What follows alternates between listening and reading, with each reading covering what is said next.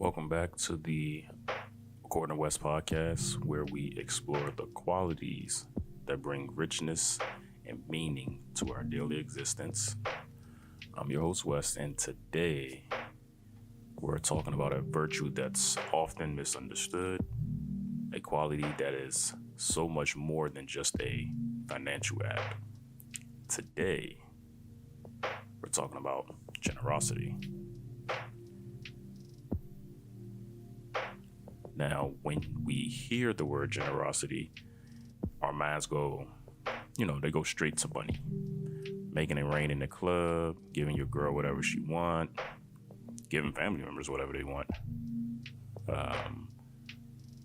We think of donating to charity and giving a large tip at the restaurant. But, financially, while financially giving is certainly a part of it, it's just one piece of a much larger, more profound puzzle. True generosity is a state of being. It's the act of giving of yourself freely and without the expectation of anything in return. It's a fundamental mindset that operates from a place of abundance rather than scarcity. It's a willingness to share your resources, whether they are tangible or intangible. You're sharing it in a way that enriches both the recipient and the giver.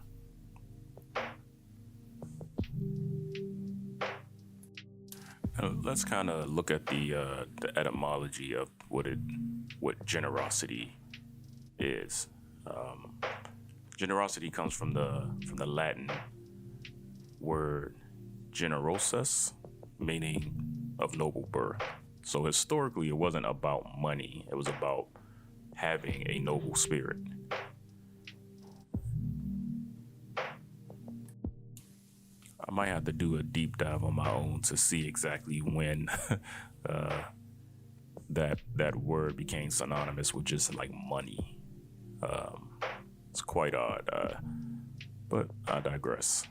To kind of put things in perspective, let's kind of compare and contrast some ways that, the difference between actually charity and generosity.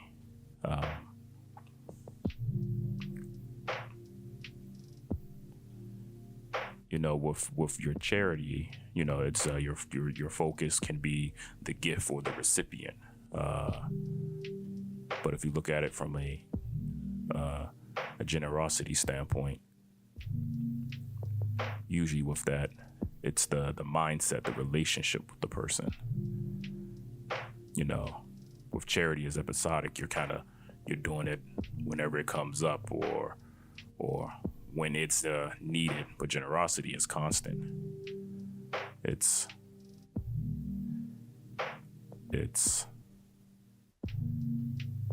with generosity, it's something that you're putting your time, your attention, your spirit into, not necessarily just not just your money, your finances. Think of the most generous person you know. Do they give money or do they give something else that feels more valuable? Are they generous with their time? Are they generous with their attention? Their themselves, their vibe, as they would say. I would say charisma and soul, but are they generous with those things? I mean, there's a reason why women say, "I'd rather have you than your money." The women that actually do love you, because they love the things about you. They want that from you. So why is generosity so powerful? Why should we make a conscious effort to practice it? Well, for one, it fosters connection. Generosity is like the social glue that holds us together. When we are generous with someone, you build a bridge of trust and mutual respect. It makes people feel seen and valued, which is fundamentally a human need. Like, we all need that. These These small acts of giving create a web of connection that enriches your life and the lives of those around you.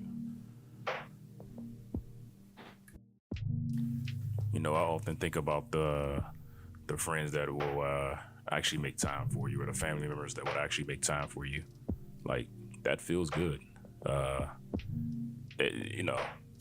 With the type of society we have and the world we live in, not everyone practices spending time with people, like good quality time with people, whether it's your friends or your loved ones. So it definitely does foster connection with me on my end.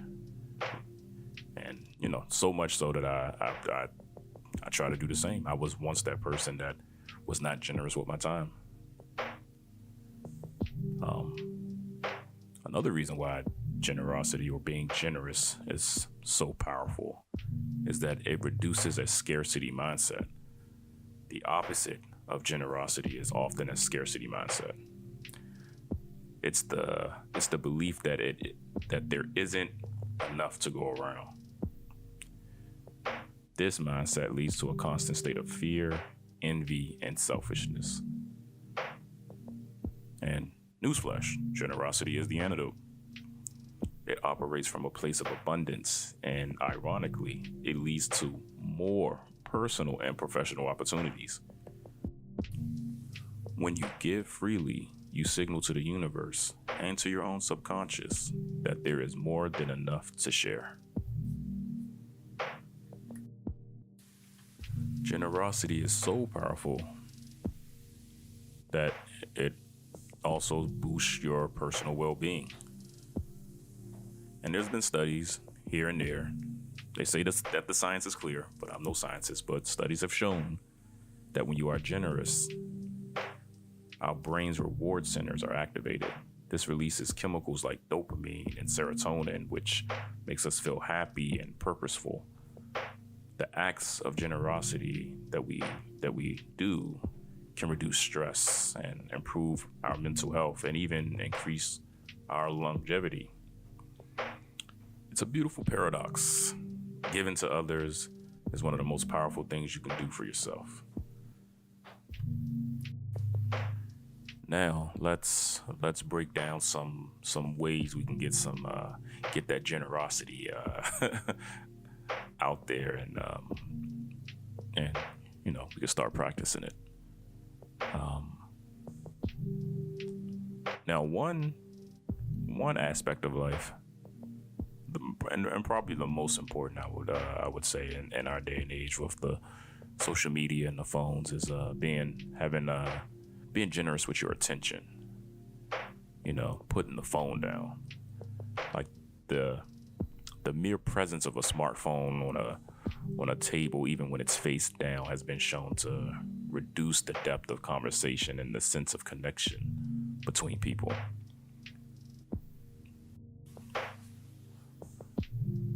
Generosity of attention means removing the digital tether entirely to signal you are more interesting than the internet.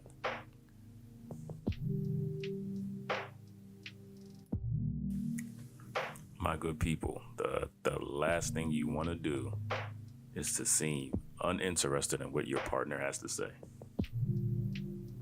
Best believe they will take their story somewhere else and to someone else, and they will be willing to listen. So it costs you nothing to put that phone down. Matter of fact, it costs you nothing to leave the phone in the other room. Y'all sit down on the sofa, sit down at the table, and actually talk. You'd be surprised what comes out. You'd be surprised what you learn, even with people you've known damn near all your life. Being generous with your attention involves listening to understand rather than listening to respond. Instead of mentally rehearsing your comeback or your own related story, you are fully immersed in their narrative. It requires deep and active listening. So you gotta put that phone away. You gotta put that phone away. You gotta give them eye contact and take in what they're saying. Now it might become difficult, or it might be difficult if you're always on your phone, like that attention span isn't there. But maybe that's another episode for another day. Paying attention, I don't know. But being generous with your attention, and this is the ability to notice the small things in life, whether it's a colleague's slight change in mood, or your a partner's unspoken fatigue. They're tired, they didn't drain them. You know what I mean? You know how that goes. Or a friend's subtle hesitation. It's paying enough attention to read between the lines of someone's life. Like, just don't be on autopilot. They see that. People see that. They can have a perception of you like you can't be bothered, or they're a burden. So they're not gonna come to you with things that they would normally come to, and they might feel safer with safe telling you these things or sharing things with you, and now they can't get that out. I speak from experience on the other end. Like I said, not being generous enough with my time. These my loved ones have definitely said things to me, and that's why I'm here sharing this stuff with you guys. Like, it's something that I definitely gotten better at. Something that I work on every day. Not perfect every day, but I work on it every day. But yeah, having the wherewithal to practice reading between the lines of someone's life. Get back to reading body language and things like that. And with that, being a generous person with your attention allows the other person the space to stumble through their thoughts, find their words, and reach their own conclusion without being interrupted or quote unquote fix. Us men, we love to solve that problem for our wives or a girlfriend. And sometimes they just want to be heard. And with them wanting to be heard and things to be talked out, and that they have your attention. I'm about to say that backwards. That they have your attention. It's patience that we have to practice doing that. You know what I mean? That's with anybody, not necessarily your woman or your man, your children, your nephews, your nieces, your cousins, anybody. Be present, be patient,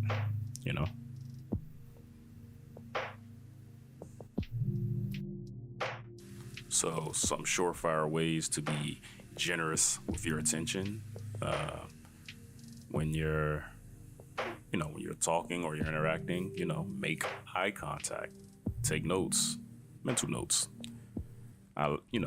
Ask follow-up questions to prove that you're listening. Engage. We talked about setting aside the phone, turning your body towards them so they can see that you're engaging them. They're more comfortable in saying things. Sitting in the silence with them and saying, tell me more, or I know Susan ain't fucking do that, or I know that bitch line. Like, engage them. They gonna feel heard. Throw a couple I know they fucking lines in there. You know what I mean? They're gonna feel engaged. Or how could that bitch? They're gonna feel engaged. So those real world examples, if you will. Now, the generosity of assumption off the break sounds weird, but hear me out. The generosity of assumption is the the mental habit of choosing to attribute the best possible motive to someone's behavior, especially when the behavior is confusing, hurtful, or annoying in most cases. It's like it's the benefit of the doubt on steroids. Instead of jumping to conclusions or assuming that someone is being a jerk, lazy, or malicious, you consciously search for a more compassionate explanation. It's like a gift you give to others, like you giving them a pass. But more importantly, you own your own peace. You know what I mean?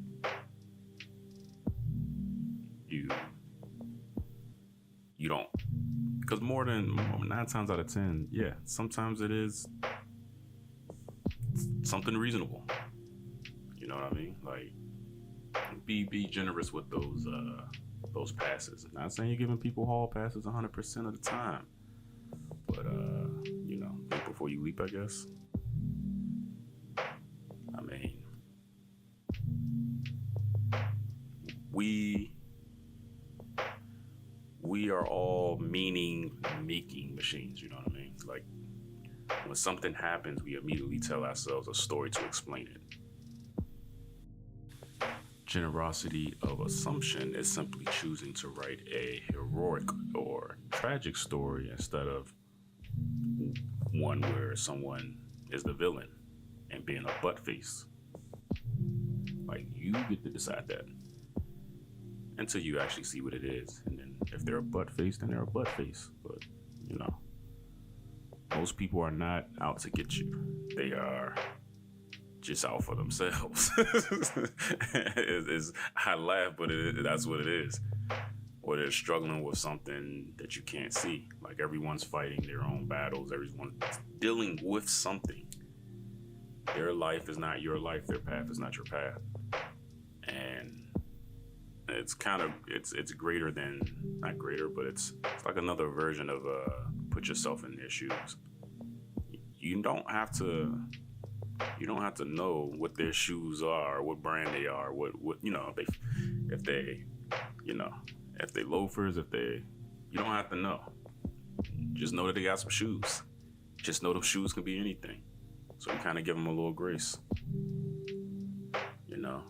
Like, for instance, if your friend has a text back, you're thinking like, oh shit, they're ignoring me, or like our friendship isn't a priority because they're never around, but maybe they're always overwhelmed, or they had a rough week, or they don't have the energy to engage yet. Like, that's a thing. I know that's a thing for me. Like, I gotta recharge myself when I deal with some of my friends. It's like, God damn, let me catch my breath before I because some of my friends, they're so I'm not gonna say that they're intense, but they are.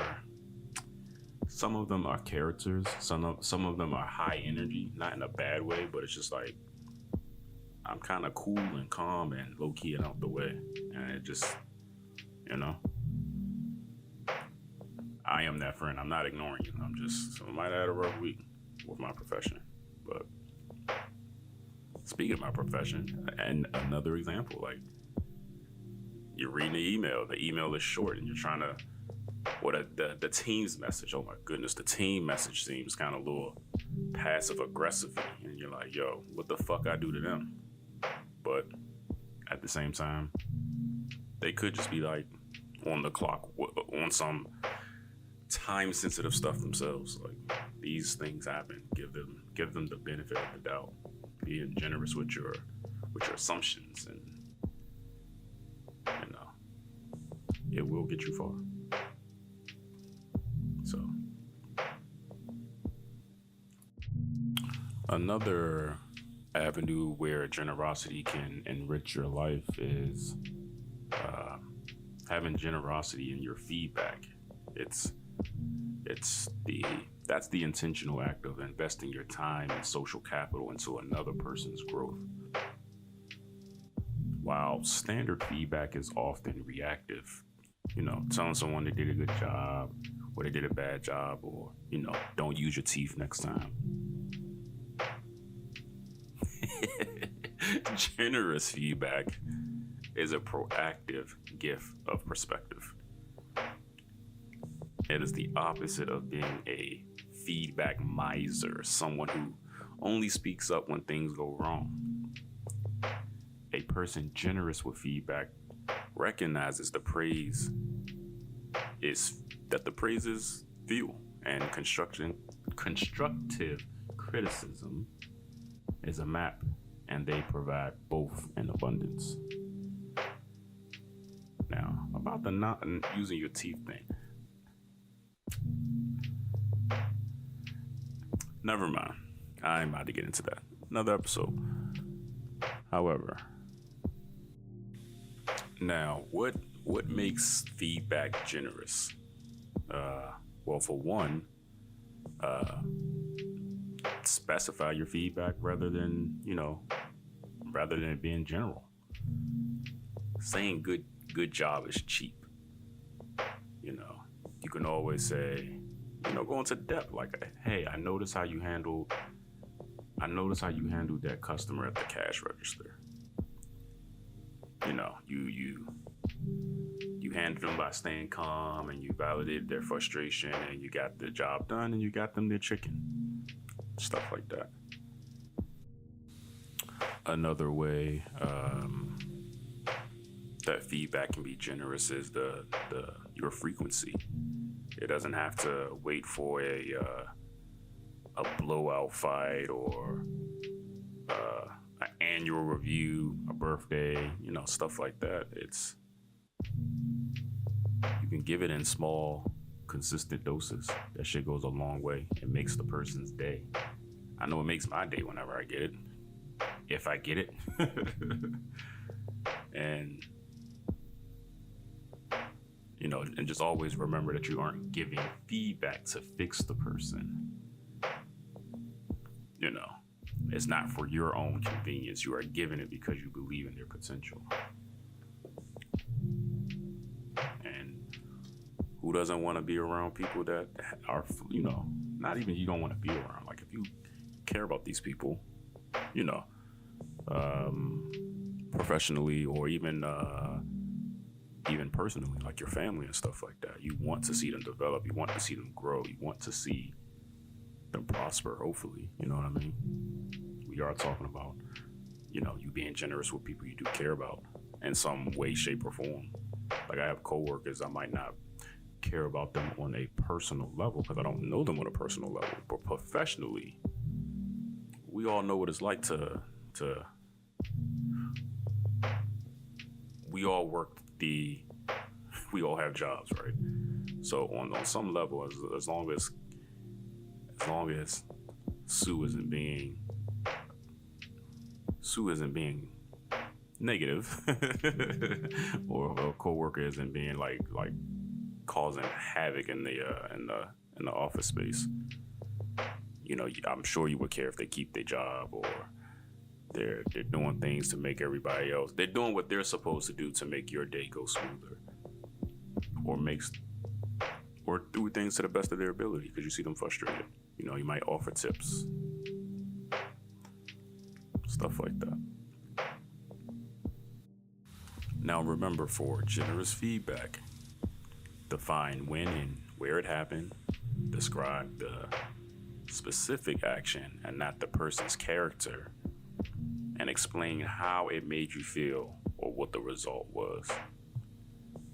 Surefire way that this improves things.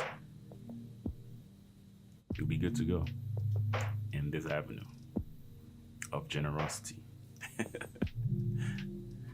Now, last but not least,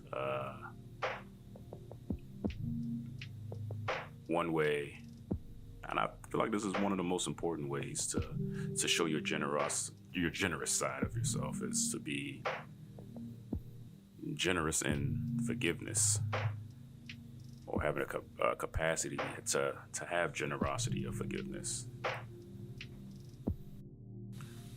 And generosity of forgiveness is the act of voluntarily releasing a debt that someone owes you, quote unquote, because they cause you harm, disappointment, or pain.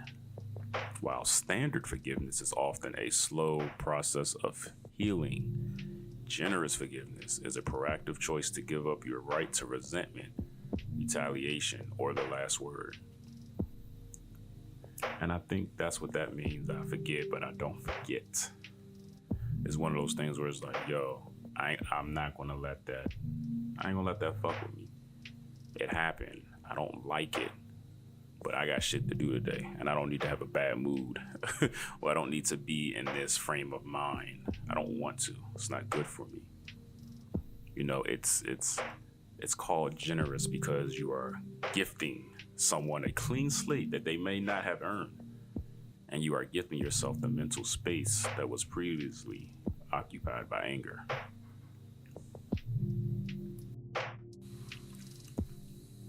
Now, transactional forgiveness, you know, that focuses on the perfect apology or restitution, where generous forgiveness is granted regardless of the other person's actions.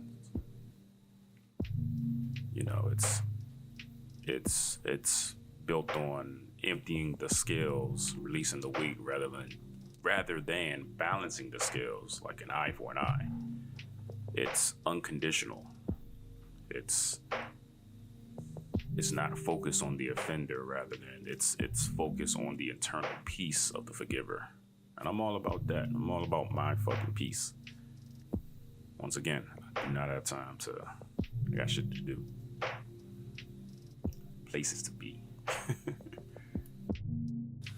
Now, some common misconceptions about forgiveness is that, well, one is that forgiving someone means you're condoning what they did, and it doesn't. Forgiving someone doesn't mean what they did was okay. It just means that you are no longer willing to be defined by the hurt that they caused. It doesn't mean everything's over, or there's some reconciliation that's going on. You can forgive someone without letting them back into your life, or without letting them cross a boundary. Generosity of forgiveness is about your peace. Reconciliation is about mutual trust. It's not a sign of weakness either. It's a sign of strength. It's much easier to be angry than it is to be at peace. Now, that sign of weakness is the sign of it being a sign of strength is one of the things that it's so hard to get people to see. I think that's the one thing that most people struggle with. Like, I'm not no weak bitch, like some shit like that. But if I'm mad and you made me mad, or I'm angry, that means you living rent free in my head. You not the boss of me. And I wish more people seen it that way. Like, yo, I'm in control of this shit. I'm in control of my emotions. Can't nobody make me anything. I can only make me angry, mad, sad. I have that power. Ultimately, I have that power. Now, there might be a moment of it, but I ain't gonna stew in it. I'm gonna try not to. You know, like holding a grudge is like drinking poison and waiting for the other person to die. Like, who the fuck does that? Generosity is about releasing yourself from the debt. So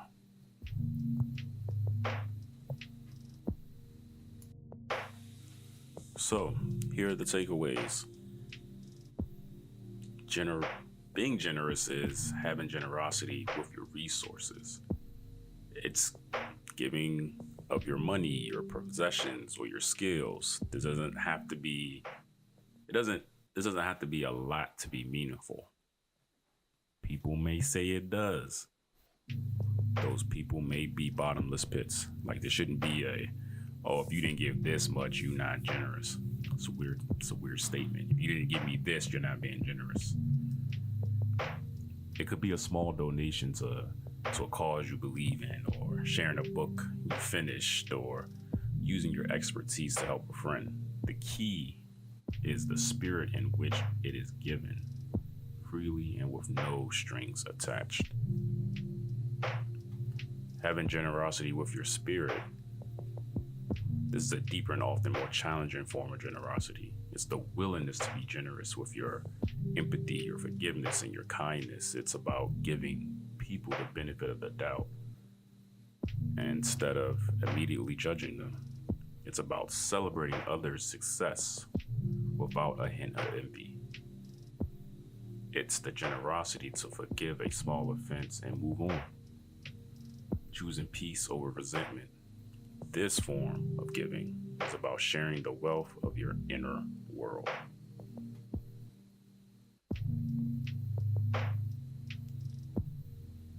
Having generosity with your time and attention. In our distracted, fast-paced world, this is arguably the most valuable gift you can give yourself. It's the act of being present with someone. When you sit with a friend, put your phone away. When your child is talking to you, make eye contact and, be there, be in the moment. Easier said than done, right? Kinda. It all starts with a simple choice and daily practice. Start with a mindset shift. Refrain from a chore or obligation to an opportunity for joy. Look for ways to be generous throughout your day. Practice small daily acts. You don't have to save the world. You can change a person's day by offering a genuine compliment to a stranger. You can leave a positive comment on a friend's social media post. You can let someone go ahead of you in traffic, which people don't like to fucking do in this area that I live in. But the old faithful, you can hold the door open for someone. These small, consistent acts are the building blocks of a generous life.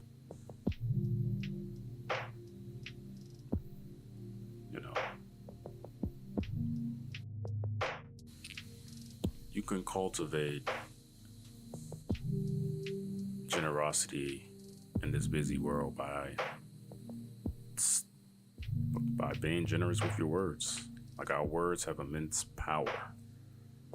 Use them to lift others up, to offer praise, and to express gratitude. A simple thank you or I appreciate you can have a profound impact. And, last but not least, protect your fucking energy. That's the most important part. You cannot pour from an empty cup. True generosity is sustainable. It involves being generous with your own energy by setting healthy boundaries and saying no when you need to. This ensures that your well of generosity never runs dry. Ultimately, generosity is a choice to live a life of open-hearted abundance. It's a commitment to giving of yourself in a way that creates a positive ripple effect in the world. It's a powerful act that benefits the giver just as much, if not more, than the receiver. Thank you for joining me on the Accord in the West podcast. Until next time, remember that we make a living by what we get, but we make a life by what we give.